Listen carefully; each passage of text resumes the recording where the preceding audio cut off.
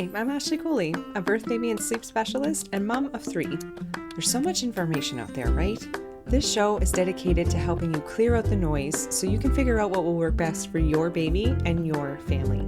If you're looking to learn more about your baby, gain more confidence in your parenting, and get as much sleep as you can through it all, you've come to the right place. Bringing up baby is about to get a little easier.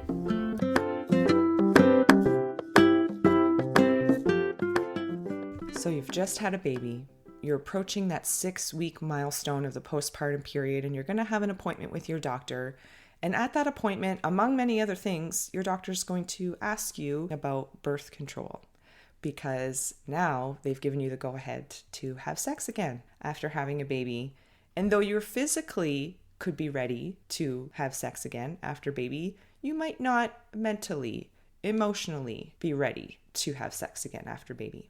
I was so not ready for sex 6 weeks after delivering our first baby. I think I jokingly or maybe more half seriously told my husband after that postpartum checkup that we actually had to wait 6 months, because not only was I not ready after 6 weeks post-delivery, I couldn't even fathom ever wanting to again. I was a little bit nervous about that, actually. But I know that might sound crazy because not everybody feels this way. Some people can't wait to get the go-ahead to go and have sex again. But I did feel this way. My boobs were for my baby and my libido was slow. But you know what? It's supposed to be that way. And that's something we did dive into in our postpartum hormones episode back in early 2022. But I'm so pumped to say that Serena Haines, Halifax's one and only sex and intimacy coach, is back again for part 2 to talk to us about not just sex post-baby, but intimacy after baby. Whether it's at the 6-week mark or long after it, Serena's diving into talking to us about how to get back at it postpartum. What are the best lubes or not the best lubes to use? What should maybe be avoided, or when should sex be avoided after baby? And really how to get that spark back, or really just to want to have sex again and want to be intimate again with our partners, because relationships do change after having a baby.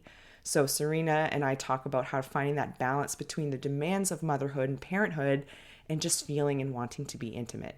Such a great episode. Can't wait to dive in. So let's do it. Yeah. So that postpartum sex, man, there's a lot of pressure on that postpartum sex, isn't there? So much pressure. So much. And that 6 weeks comes and everyone's like, okay, are we ready? Are we ready? And we got to try.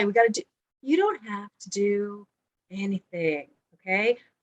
Yes, it takes 6 weeks, for our uterus to kind of go back to, the way it's supposed to be. And breastfeeding helps and orgasms help, for the record. That doesn't mean you need to be having sex, right? So it's a tough place to be because you're really busy. Not everybody wants to be having orgasms. But if you can look at your orgasm as self-care, just like you would take a beautiful hot shower if your breasts were engorged, just like if you would, want to take a nap and have somebody take your baby so that you can just relax for a minute, or any of those self-care things that you do postpartum.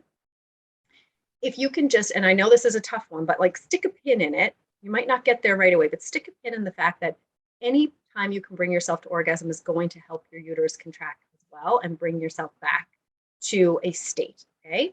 Plus, sex begets sex. Anything to do with sex is going to help you get back in the mood.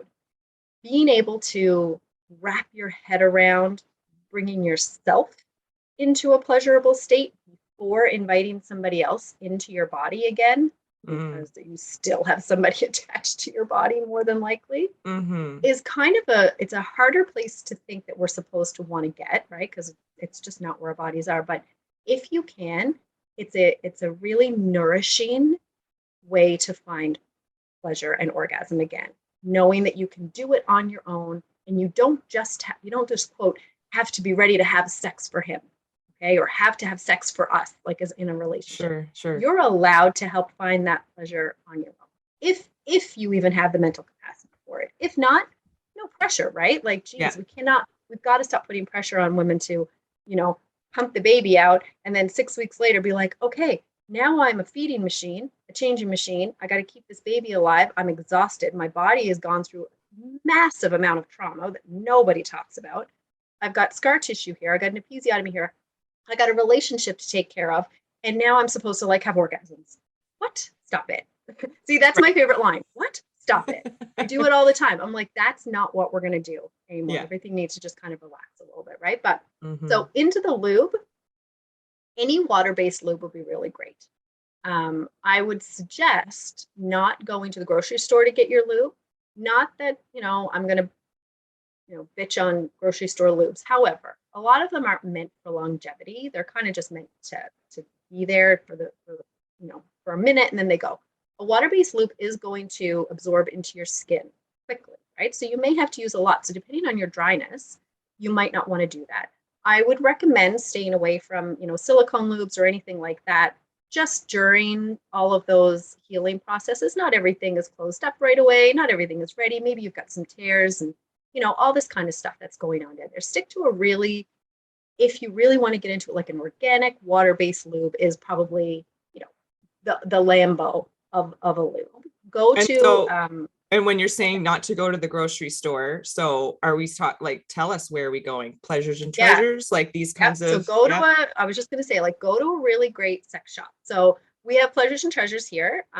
There's one in Venus Dartmouth, Envy. I believe, and Venus Envy is downtown, and Indulgence Intimate Apparel is over in Dartmouth on Portland Street. Now, Indulgence, Venus is well known, right, for its education, and they know a lot, right? Mm-hmm. So we know to go there, and so we know that we're safe and taken care of down there, and I really like that. Also, over at Indulgence, Shannon owns Indulgence. It's a women-owned store. She's all about women's pleasure and women's health.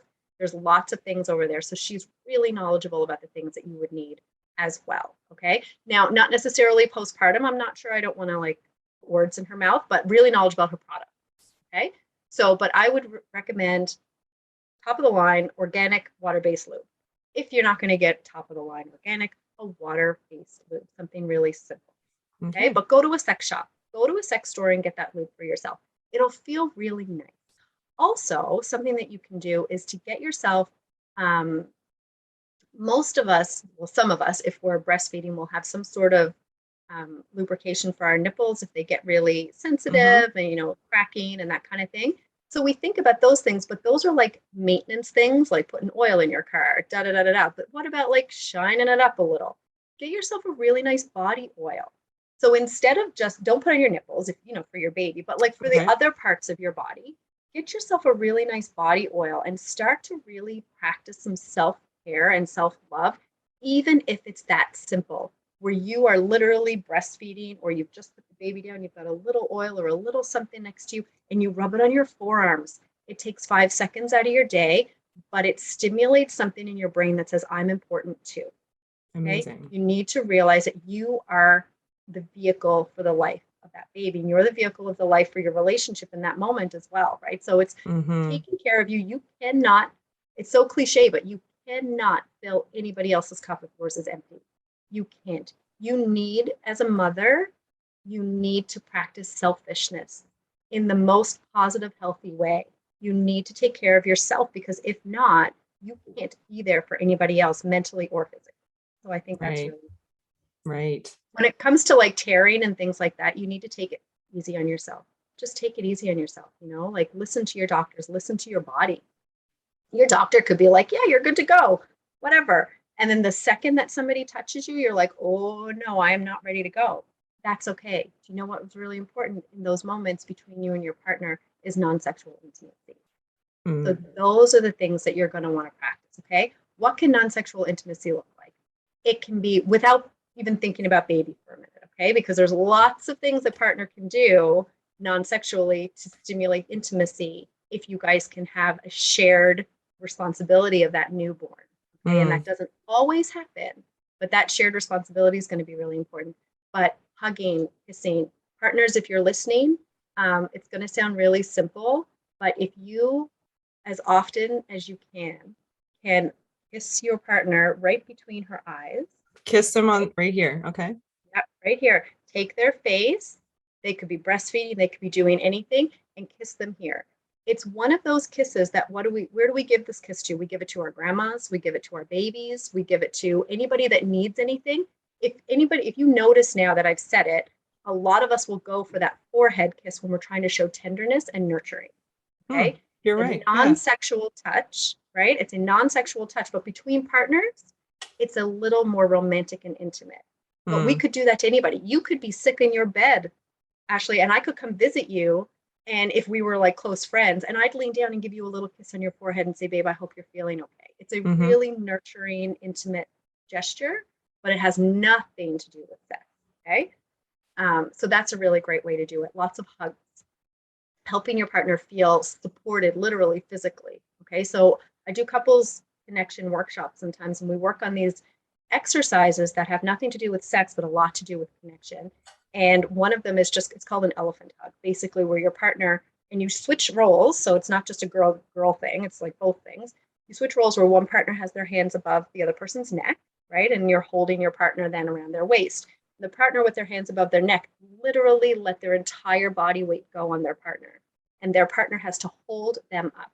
And it just simulates holding all of, you know, the pressures and holding all of the weight of that partner in Wow. your hands, right? And then you switch, because it's not very often that our male counterparts get themselves held. They're usually the holders, okay? Mm-hmm. So even in that moment, that kind of switching of the hug, and you as the postpartum person can be holding your partner, it's still going to stimulate a response of connectedness between the two of you, because now your partner's going to feel like they're not being left out of the whole thing as well. So it's a really nice kind of way to come together.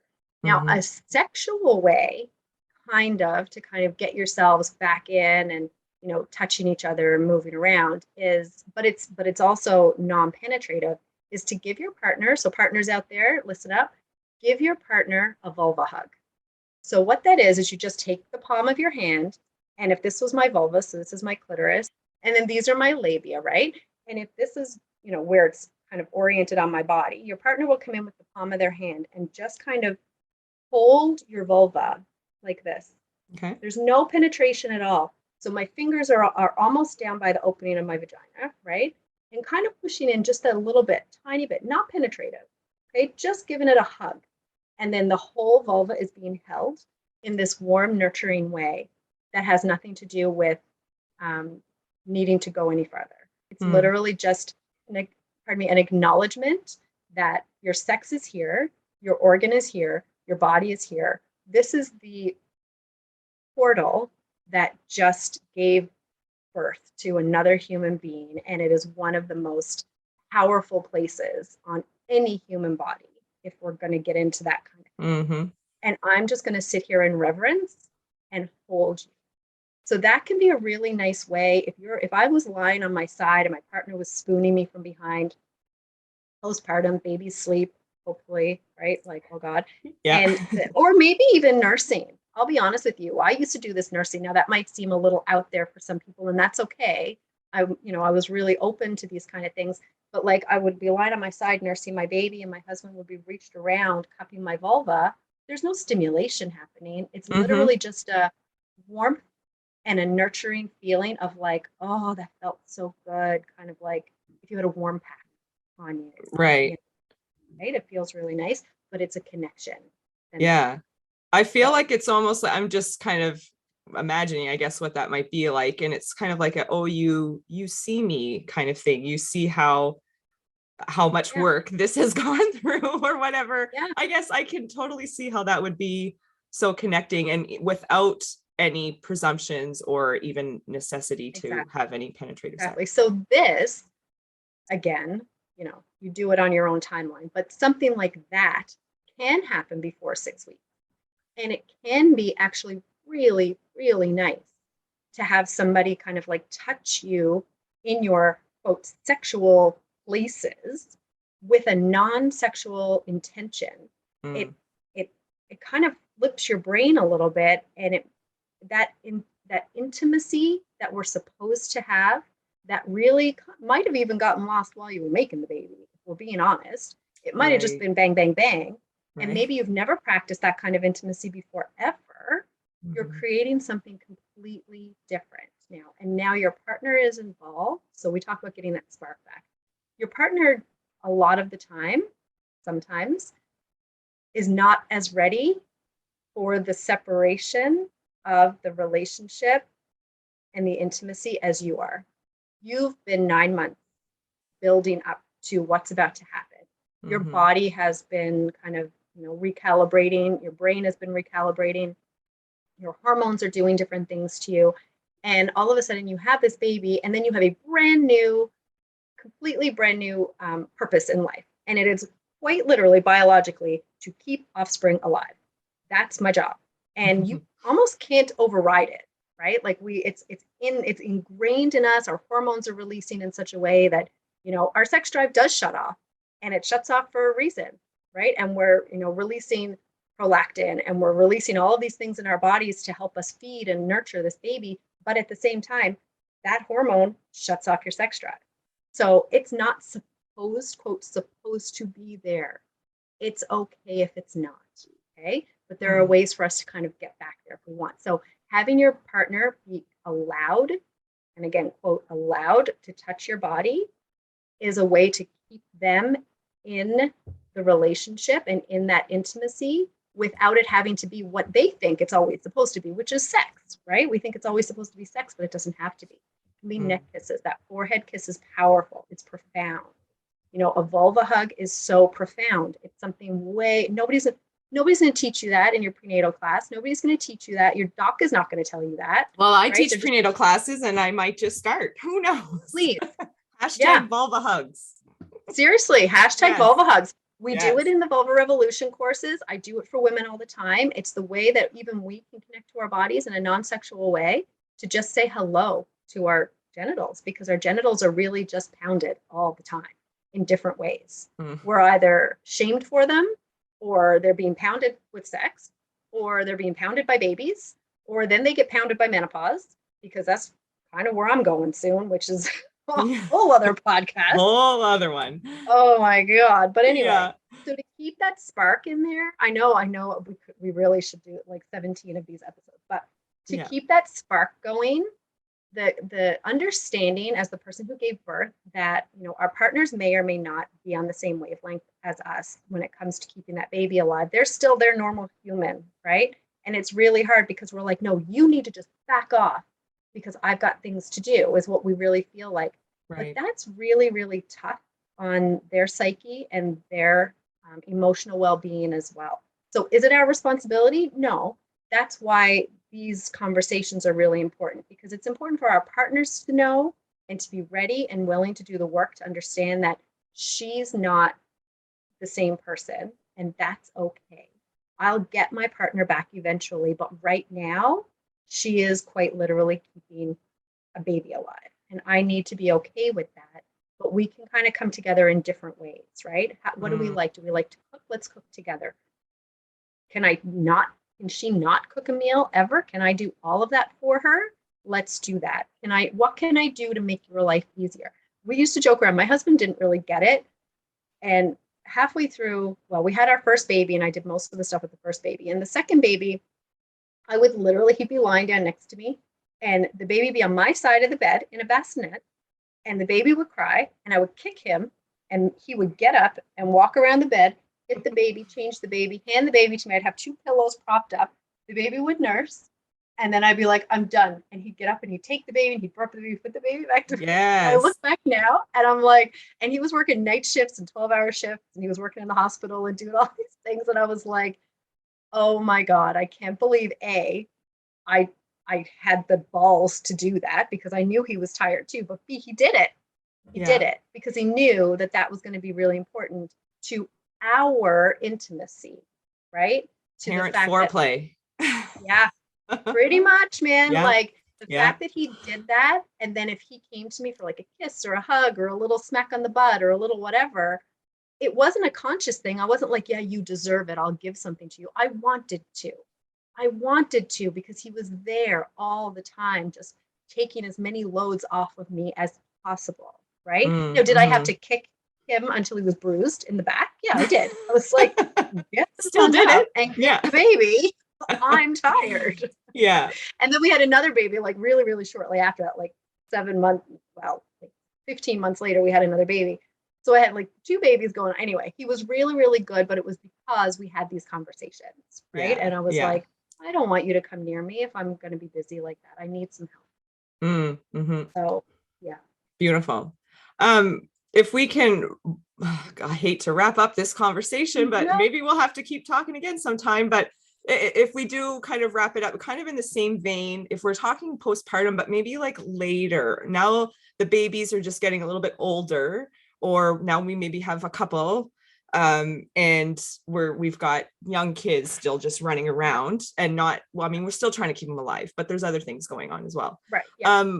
How to deal with, I mean, I think you gave a great description of some wonderful ideas of how to keep that intimacy with your partner. And even though you might be in a season of life that's really busy and you're not having a lot of sex, that's not bad. We've already mentioned all of that. Yeah. But what if, just in the grand scheme of things, as a couple in a relationship, that there is this kind of imbalance of libido? How, I mean, that could probably be its own episode, I'm sure. Yeah. But Yeah. how to navigate those kinds of things without like hurting your partner's feelings or that kind of thing. Yeah. Yeah. So the first thing I want to touch on before I even kind of like get into like the discrepancy of libido is what, just stick a pin in this, guys. If you are having babies now and you think your life is busy now, it's not. It is going to be busy when they know what you're doing. They know what the sounds are. They know what mommy and daddy are up to. When your babies are small, have the sex. Right. Have it everywhere. Have it in the bathroom, have it in the bed, have it in the kitchen, have it when the kids are in their playpen, over in another, I don't care where you're having it, do it. And at this point, okay, so now we're going to transition from orgasm's so important to, I don't give a shit if anybody has orgasms, just have the sex. Okay. This is going to be this. I think that this is the glue in a relationship. Okay. There are moments in time where you don't want to do it. Okay. You don't. I'm not one to be a proponent of like duty sex and chore sex. Don't do it if you're mad. Don't do it if you don't feel good. Yeah. That's not what I mean. We're not forcing it. But if you don't hate your partner today and there's a moment where there can be something, do it. Because those are going to be the moments that you look back on and you laugh. It could be, you're bent over the side of the bed because you were just getting ready to go to work and he comes up behind you and you feel a little something. You know what? Just go, yes, bye. Go on, stick it in. We got a minute. And I know it's. Am I mad at you today? I don't. Okay. No. Yeah. Am I mad? Do I hate you enough to say no? Because that's so real. It is so real to be like, oh, don't come near me today. So if there's a moment where you don't hate each other, please try to be as intimate as possible. These are the times. Your babies are going to nap eventually at some point. They're not aware. There's no contextual, there's no context to what you guys are doing at a certain point up until like age 4-ish. There's really no context in that. Okay. So, mommy and daddy can be in one room while they're just watching TV. There are people who do it while their kids are at the end of the bed. Okay. And it's a really quiet, it's not like a rousing, big Sure. Yeah. Mean? It's a really like quiet, maybe spoon where you guys are being intimate and maybe a child is watching TV or maybe they're playing with their blocks on the floor. And I know how that sounds. I know that. But if you can wrap your head around that they don't know what you're doing, but you know that you're taking moments in the closet when you're getting your clothes in the shower, take showers together, They don't have to be sexy showers. Do something where you can see each other naked, rub sunscreen on each other's backs, get somebody to do something. Be in those moments together when your babies are little. That's going to be the memories that glues you together, or those are going to be the memories that glue you together. Okay. I think ridiculous. It is like the wrapping the head around, not just that, okay, I can kind of get that maybe my 2-year-old or my 3-year-old is not really going to understand, but I would have a problem with like, but they're just over there or they're just like, can I get in the space to do that? So that, I mean, again, that's its own conversation. That's it, right? So it's a whole different conversation, right? And so hopefully hearing people talk about it, and that's what I do. Like, I know I'm pushing the boundary on this one, right? And I do push the boundaries on a couple of different things, and we can get into like, how some of the crazy postpartum depression things that go through our heads as well. And that's, again, it's another episode, but like, talking about the things that nobody talks about. So, those moments, like nobody talks about having sex when your baby is on the floor. Nobody talks about that. I'm going to talk about it because it's not completely out there. Okay. You're not like sitting there saying, hey, let's get the baby to watch. Stop it. That's not what we're talking about. Yeah. Yeah. We're literally saying there are two grown-ups. You have a baby who has no idea what's going on. They're in their crib or in their bassinet or whatever, and you have a moment, be with your partner. Let that happen, right? Mm-hmm. So, listen to your body. It's not something that you're going to want to do all the time. I get it. But sex begets sex. If you're not doing it, talk about it. If you're not talking about it, hug each other. If you're not hugging each other, you're pretty distant. So you need to think about, as the more distance you put between your partnership, as your children get older, that distance doesn't come back all the time. Okay. So a lot of the time it does. Okay. But it sometimes won't. And these are the years. Have you ever heard, I mean, most people have heard the saying, like, if you get into a car accident, you have to start driving right away, or you're going to get that fear inside of you. Okay. Oh, okay. You're going to be afraid to go do something. If something happens, you need to jump back in the saddle, they say. Right. So after you have a baby, all this trauma is happening. Yeah, we're giving ourselves time to heal. I'm not saying do something if it doesn't feel right to you. But if you don't hate your partner, your body feels good today, then you need to jump back in, even if it's not what it used to be. Even if it's not these romantic 4-hour, 2-hour, half an hour, 15, I don't care how long it is, escapades that you used to have with your partner. And it really is just a, stick it in me as I got out of the shower, or before I get in the shower before work, so that we can just have that connection. It's going to release those hormones, those sex hormones, those bonding hormones. You guys are going to not be as distant. You're not going to turn into roommates. You're going to have something else between you, a little secret between you. Secrets are what kind of fuel our relationships, right? Like, we have these little inside jokes, and we have memories about when we went on this date and we did this thing here and we did that thing there.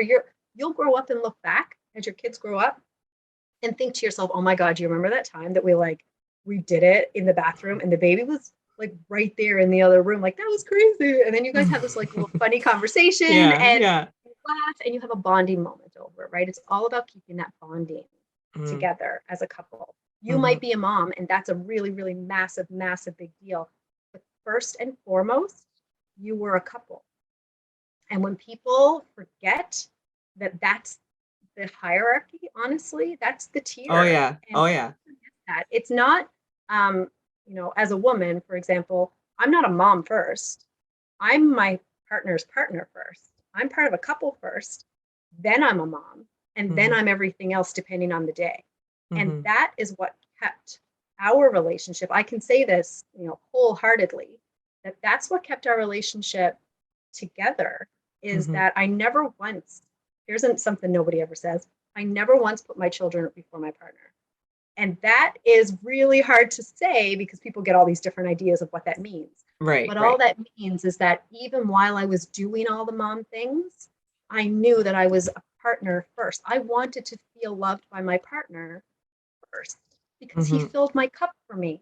And when he filled my cup for me, when our relationship filled my cup, I was able to give a lot more to everybody else who needed things from me.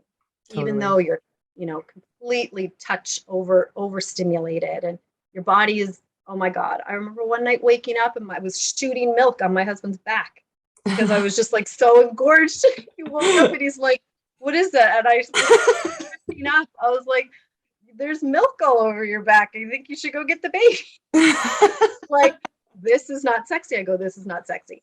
He couldn't touch my nipples for a really long time. I wouldn't let him. I didn't want to. Those were my baby feeding things, and that's okay too. Yes. So there's lots of stuff you can get into where things are not going to look the same. Your partner, you're not going to want your partner to suck on your titties, maybe, because maybe he's taken your baby's milk. Like, that's real. That is freaking real life stuff. Totally. I was riding my husband, shooting him in the face with breast milk. Like, it happens. It's ridiculous. Yeah. It is funny and ridiculous. And those moments of absolute hilarity is what is going to kind of soften the blow, if you will, where no pun intended. No pun intended, but it's gonna, yeah, well, and like, just saying that again, gosh, those things are real and they do happen, and it does change, not your relationship, it changes the way you're doing things. And maybe that's just for now, or maybe it changes for the better. Hey, and then because of all that communication, I love everything that you're saying, Serena. It makes so much sense to me. And as someone who's gone through it, I mean, I consider myself postpartum. My youngest is 4, but postpartum is after baby.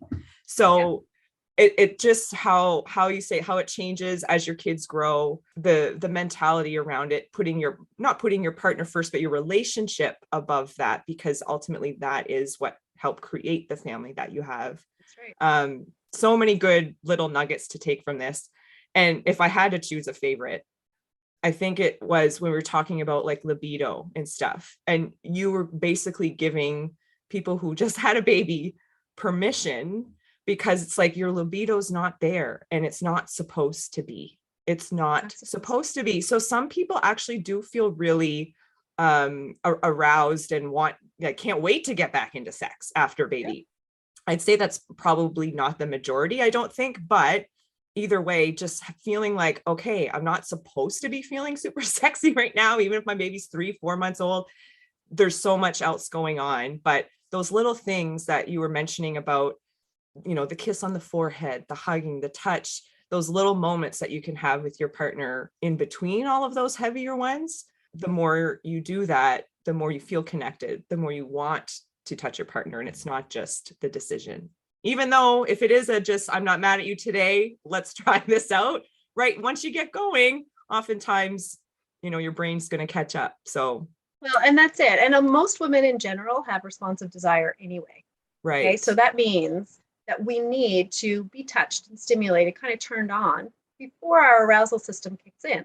Right. So after baby, our arousal system is, primally shut off completely. And we are also, like you said, touched out. Enough people have touched me today. I don't need another. Thank you very much. And I've said before, like my body has now, like I had a 4-year-old, I had a 4-year-old and a 1-year-old and a baby. Oof. 4-year-old and a 16-month-old and a baby. Okay.